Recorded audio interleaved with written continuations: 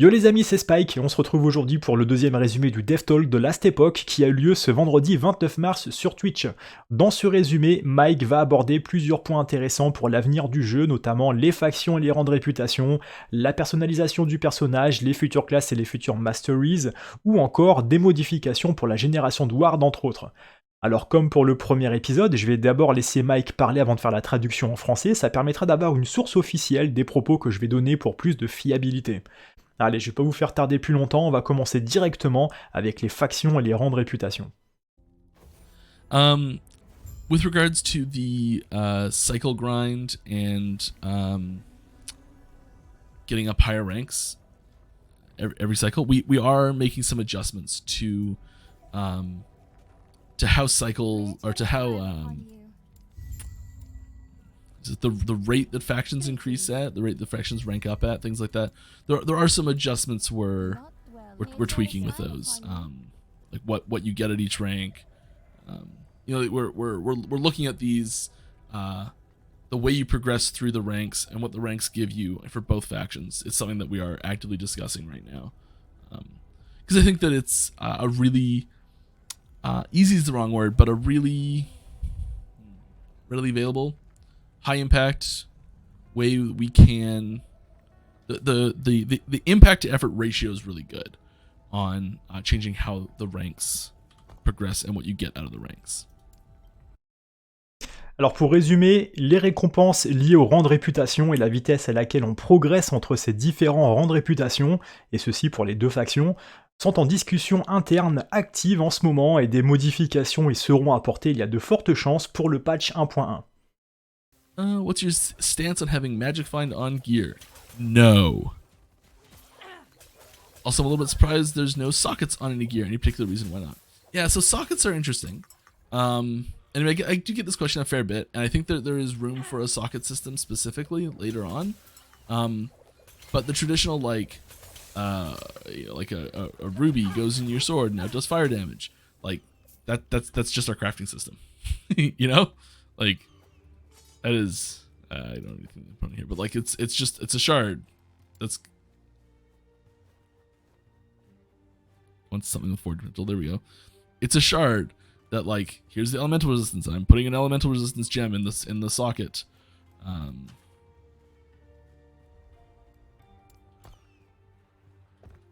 It's actually nice. Oh, I've got that off. That's why it's still like so. There, I just put an res gem in the socket. You know. And it's not quite as direct as that, but like because they're so similar, we struggled to add sockets into the system cleanly.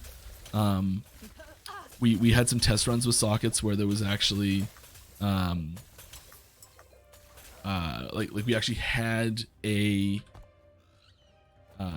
affix where the affix was one open socket, and then there was like items that could go in the open sockets. And we ended up just making more interesting affix shards. You know, like all the things that were like, oh, we'll make this into a socketable thing, and why don't we just make that an affix shard? You know? That's kind of where we got to with it. We didn't abandon it, but definitely put it on the back burner. I think there's a good chance we'll see a socket system at some point, but it's not exactly on the list right now. Alors Mike dit qu'il y a des chances que l'on puisse voir un jour nos items avec un système de socket, vous savez ces emplacements dans lesquels on peut insérer des gemmes, des joyaux ou autres, mais dans une version différente de ce qu'on a pu connaître, comme dans Diablo par exemple, car si on prend l'exemple d'un rubis que l'on insère dans une arme, celle-ci donnerait des dégâts de feu, et c'est ce que propose déjà le système de craft actuellement. Alors l'idée est en pourparlers en interne, mais ce n'est pas sur la liste des features en cours de développement pour le moment. Any progress with optimization? I'm kind of tired of playing with 20 FPS and I've had 140 for a whole year. It sucks that they got cut that hard for. I don't know what happened to cause that. We are always working on optimization. I know there's 2 different people working on different axes for optimization. One's a whole engine upgrade. One's just specific things in level design stuff, and then I've also been doing some stuff with skills. So like, yes, we're working on optimization. We always are. L'optimisation du jeu est une tâche quotidienne. On y apprend qu'il y a 2 personnes qui bossent uniquement sur l'optimisation du jeu, dont un sur une mise à niveau du moteur graphique. All right. Any chance of getting void conversion for Warlock? I know this is one you were pushing real hard. Warlock is not a primary void, even a secondary void class. It is possible that there could be changes to this or future masteries that are void themed. But if we were going to do a void conversion on any individual skills for Warlock, it would be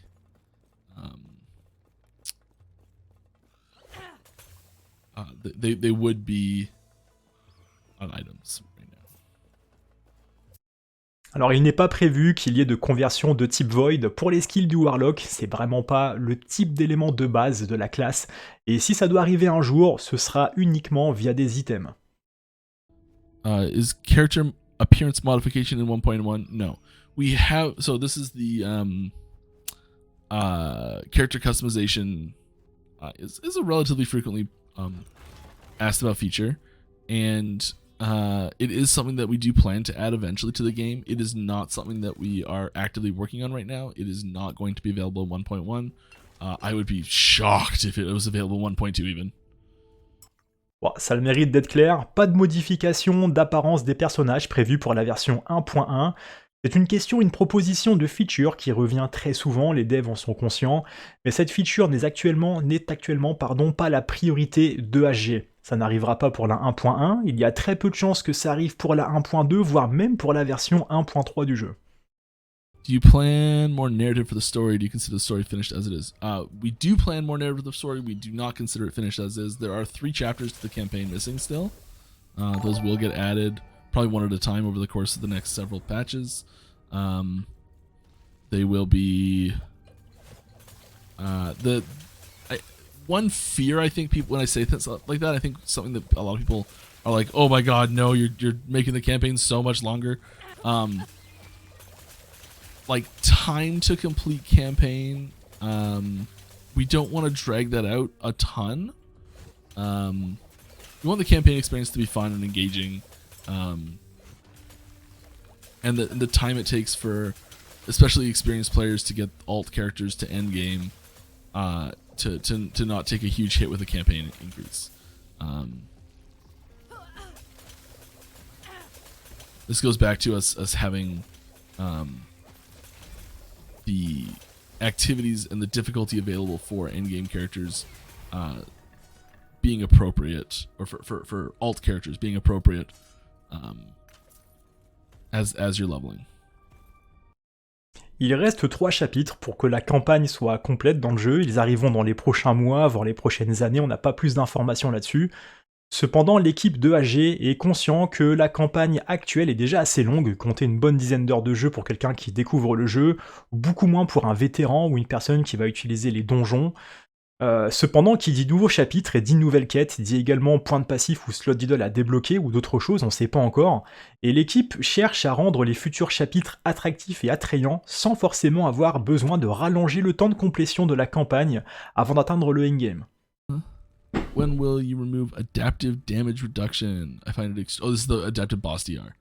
I find it extremely annoying that I'm being limited by some BS mechanic rather than the quality of my gear and my skill. We're don't know what I'm allowed to say here.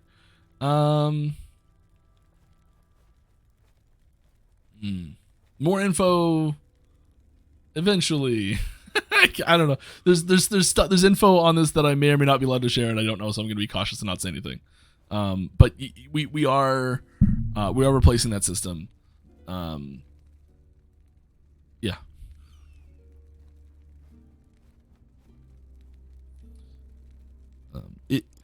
A major systematic change like that will happen with a major patch, so it'll be like a 1.x patch that will do it. It won't be a hotfix. Pour résumer, on a un système d'adaptive damage reduction sur les boss qui va être remplacé par un nouveau système et apparemment, vu le peu de détails que Mike peut donner, tout laisse à penser que c'est une feature majeure d'un prochain patch.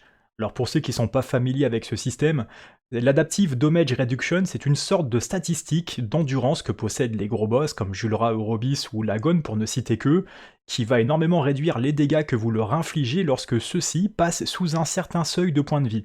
Donc ce système, il est censé éviter les builds de Glass Cannon, venant détruire les boss en une fraction de seconde, bien qu'il y ait des builds capables de le faire, mais ça c'est une autre histoire. Donc cette mécanique va être supprimée pour une autre, wait and see. But any rumors or set plans for more classes and subclasses? Well, I can tell you that we're definitely going to be adding more classes and subclasses. I can tell you that we will not be adding more classes or subclasses in 1.1 or 1.2 even.